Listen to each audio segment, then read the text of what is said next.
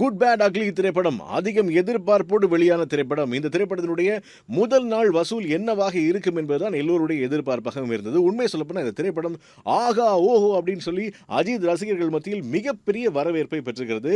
உண்மையிலேயே அஜித் ரசிகர்கள் எதிர்பார்த்து கொண்டிருந்த ஒரு திரைப்படமாக இந்த குட் பேட் அக்லி திரைப்படம் மாறுகிறது.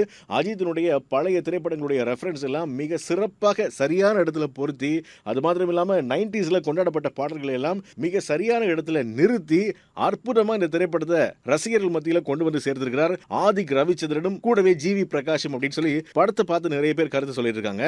படத்துக்கு கிடைத்திருக்கக்கூடிய பாசிட்டிவ் ரிவ்யூஸ் படத்தினுடைய முதல் நாள் கலெக்ஷனை அடுத்தடுத்த நாட்கள்ல அதிகரிக்கும் அப்படின்ற ஒரு நம்பிக்கையை உருவாக்கி இருக்கிறது. முதல் நாள் மாத்திரம் இந்தியாவில் ஒட்டுமொத்தமா 39 கோடியை வசூலித்திருப்பதாக சொல்லியிருக்காங்க.